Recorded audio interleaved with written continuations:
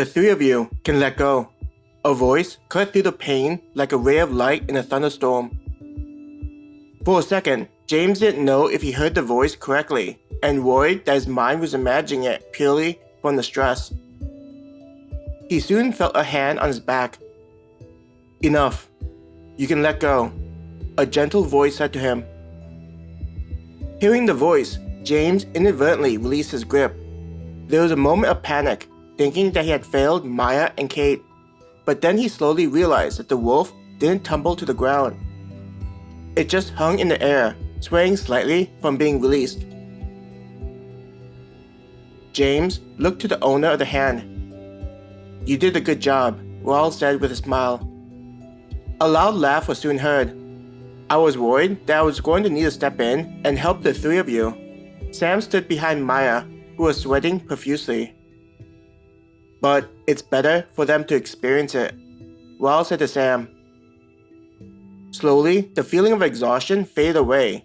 He heard Sam mention that he would have assisted them and said, Wait, you could have helped from the beginning? James swayed a little.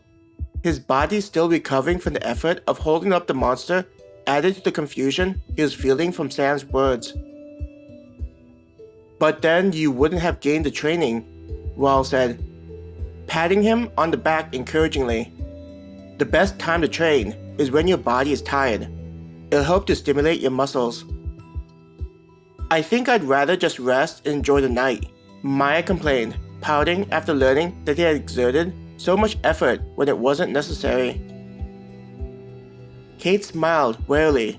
She was the only one that didn't complain. It was as though she knew that Raul and Sam were correct and appreciated the chance to get stronger. Seeing that Kate didn't complain, James felt as though he could no longer stay angry. He realized that he was just having a tantrum instead of recognizing that Raul and Sam did what he did for James, Maya, and Kate's benefit. Raul nodded upon seeing that Kate accepted the reality. Now, you can start on moving the hide from the wolf, he grinned. Learning that they would be butchering the monster, James couldn't help but sigh. After putting so much effort into carrying the monster, he didn't like the idea of needing to do more work. A part of him wanted to go under his tarp and just sleep. With it being dark and the only light coming from the fires, it was difficult to fight off the desire to sleep after such a hard day. But James's growling stomach let him know that his body didn't agree entirely with such thoughts. Even if his body was tired, his stomach demanded that it be fed. Sighing, James pulled out a dagger from his belt. He heard the same sound from the other two. The two of you can rest. I can take care of butchering this thing, James said to Maya and Kate. He moved so that he could see Kate on the other side of the corpse. Giggling, Maya said, If we did that, then we might not even see dinner before the sun rises. She teased James. Maya's right. With three of us doing the work, it'll just be faster. Then we can cook some dinner and then head to bed, Kate said. She smiled warily, clearly thinking about the idea of sleep.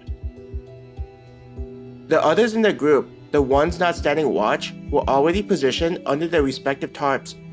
Their snores already indicated that they were asleep. It was clear that everyone was tired and felt like they could wait until morning, or when their shift started, to eat dinner. The smell of cooking might even wake them so that they could enjoy the reward from those that went hunting. Not wanting to argue, James just started cutting away the fur.